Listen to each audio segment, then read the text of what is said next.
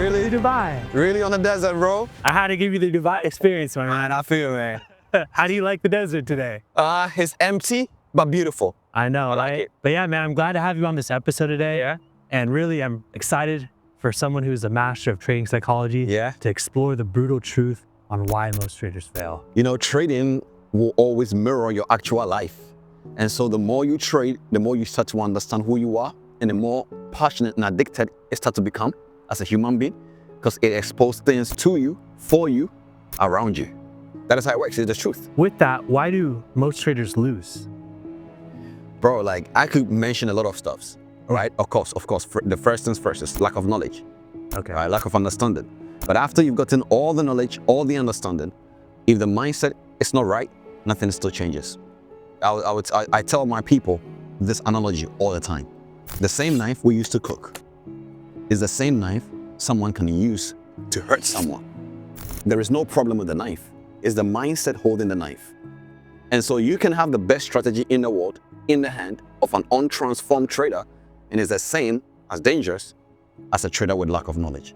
So in my left hand, I have a successful trader's mindset. Okay. In my right hand, I have a struggling trader's mindset. Yeah.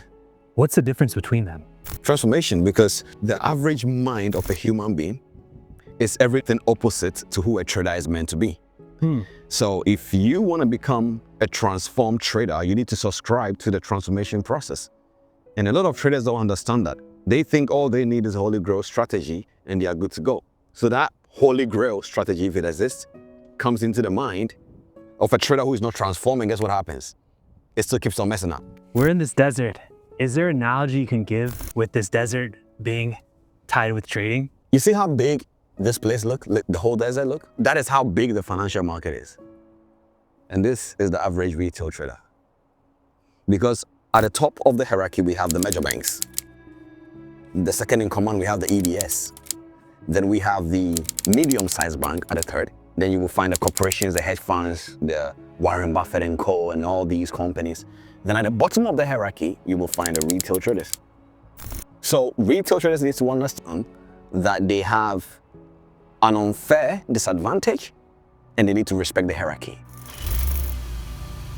You've been dealt with revenge trading? I think everyone has. Well, the truth of the matter is not being able to stop yourself from taking trades after a losing streak is a habit that is formed over a period of time. And the truth is, let's say somebody started trading, 6 months ago, and in the beginning, they kept on having losing streaks, and every single time they had this, losses, they went back in again trying to chase and get the money back.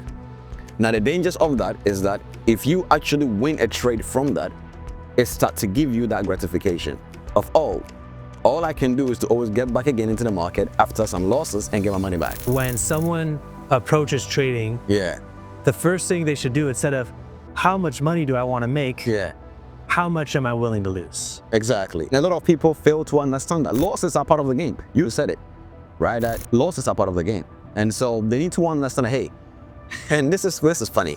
Traders mostly hate stop losses. They don't understand that stop losses are part of the game, helping you to stop a loss. So, there is this whole culture of, I've hit a stop loss, or I've lost a trade. No, you've not lost a trade, you've stopped the trade. A stop loss is not a lost trade, it's a stop trade. Like right now, we move it. We get to the traffic light, we stop. Have we stopped the journey? No, just stopped for a while and keep going when the road is clear. That's what a stop loss is. So a stop loss is not a lost trade, it's a stop trade. And a lot of people don't understand that. So for me, I tell my community all the time, we celebrate stop losses as much as we celebrate TPs. So I want you to come to me as a mentee and be like, Cliff, guess what? And I'm like, what? Today I was able to stop a loss. Congratulations, you did well. Thumbs up. Trading psychology is you understanding the way you feel, the way you react, and the things around you, how they affect you. It's what forms your psychology behind executing trades. So emotions are a big part of trading. I want to tap into emotions and psychology and how they mix. How did you let emotions stop you from destroying your trades in your own personal experience? You just have to understand what emotions are, bro. You got to understand that emotions are not negative. They're actually what makes you a human. But then they can form a negative package. So we have basic emotions, and we have complex emotions. The basic emotion is the ones that we feel, especially when we're on the desert, right? I saw from your face that the way you're enjoying the nature. That is basic emotion. And then we have the complex ones, such as, rage, emotions that makes you revenge trade. They are complex ones. But then you need to understand that it's two or more basic emotions coming together forms complex ones. That is what you don't want in your trading. So if you lose one trade, it's perfectly normal. Two trades is normal. Whatever you are feeling, you didn't want it to lose, is perfectly normal. However, when you start to now think about things like, oh man, I wish I didn't take the trade. Oh man, I wish I would have stayed in. Especially when it kicks you out and goes your direction. Now you meditating on those basic emotions that you had eventually becomes a complex one, and now leads to either regret that will make you now revenge trade, and so on and so forth. So understanding that, man, the emotions you feel as a trader is perfectly normal. Don't let it stick for a longer period of time, because anything meditating upon becomes a different way of how you react to it. So since we're here in front of the Burj Khalifa, can you give an analogy on how the Burj Khalifa ties to human emotion? Okay, look, I was just looking at this building and I'm like, man, only facts and precise structure can build this. Emotions didn't build this.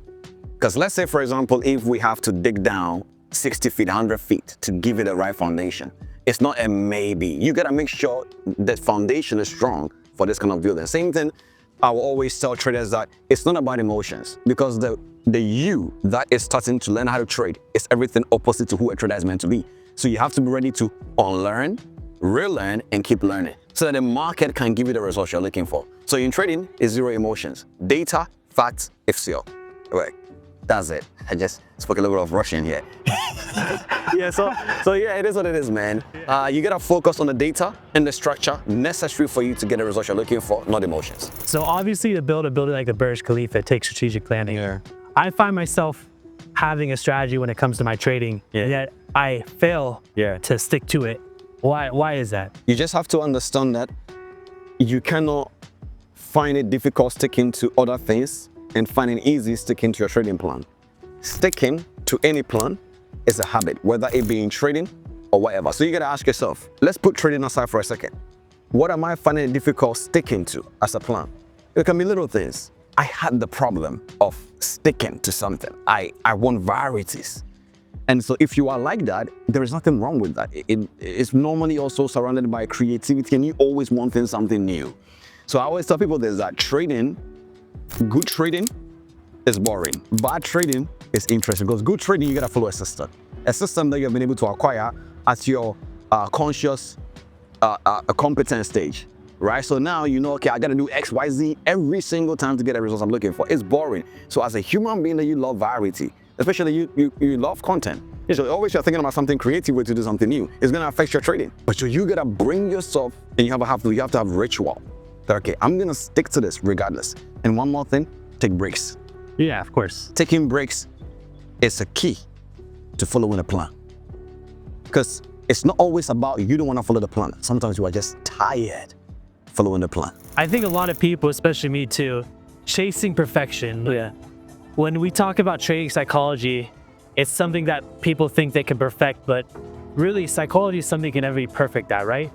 It's something you need to understand. Psychology is not something that you become perfect at. It's something that you get more conviction in. So I understand if I take more trades, I get mentally exhausted. It's perfectly normal. Why? Because the average mind that I have is not meant to make more than 2 emotional decisions in a single day. The more you do that, you become mentally exhausted. People need to just come to that self-awareness more than trying to become perfect. And that is where the problem is. Trying to become perfect in everything in trading leads to multiple mistakes. Do you think that there is a time that someone can really train themselves to become a better person when it comes to their emotions? Or do you think it's different? Oh, emotional intelligence is key, bro. Like, especially with the line of work that I do. I work with people, I work with the market. You gotta be emotionally intelligent. You gotta train yourself. Really, because it's not really about you. Because a lot of people take things too much to themselves. So imagine if you're about to go to the grocery store, he works out as a cashier. And the moment you walked in there, he's not smiling. He's just like, and then you were like, what is going on? And so you kept on picking up your groceries and every single thing. And then you came and he was still not smiling at you. He's just mad for some weird reasons.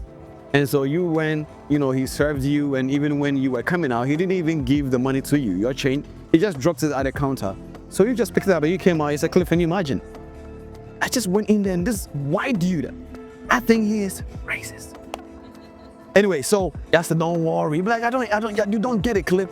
Yada, yada, yada, yada. You just lament him. Or, same scenario, same thing happened. But when you're about to go, I tell you, man, this guy lost his cat. And the cat was the most favorite thing in his life. And right now, everything that he does is like he's angry, but he's not. He's just going through so much trauma. If you walk into the same grocery store, would you feel the same emotion towards him again? You know there's a reason why he was acting like that, right? So the difference between that first scenario and the second scenario is understanding the information before you went in there. So we call something in psychology cognitive diffusion. Cognitive diffusion is when you pick up what looks like a reality and you switch it up. So somebody crosses you on the road, boom, well, maybe he must be a doctor. He's gonna probably save a life. It doesn't affect you. That is how you become emotionally intelligent. What is emotional intelligence? The ability to understand your emotions, how to interpret it, as well as others, and then make sure it doesn't affect you in a negative way. Can you provide that example in trading context for the audience? Oh, perfect. You hit stop loss, you smile. Cliff, I lost $100. I don't feel like smiling. Don't worry. A smile is not a feeling. It's something you do. You widen the corners of your lips and you show your teeth. It's a smile. And the more you do that, your body starts receiving that information and start making you feel well. So the more you smile every time you hit stop loss, your body is saying stop loss is okay. There's no problem with that. But if you hit stop loss and you frown, your body says, hey, master hates stop losses, therefore revenge trading time. Thank you so much for tuning in for a very epic episode. We spent the whole day with Cliff. Yeah. Cliff, thank you for coming on. That was a pleasure, bro. Yeah, it was. Can you tell the audience to give us a subscribe and like? Hey guys, you know what to do. Subscribe to Where You're on TV right now. Is there anything else you want from them? No, that's it. Subscribe. Yeah. And also too, if you guys like this type of content, we can do more of these series. Just comment below if you like it. And we can have a podcast later with Cliff. We plan to do more episodes with him. If you have any questions for Cliff, comment them below as well. And we'll be sure to cover them. For sure. All right, guys. See you in the comment section. See you later.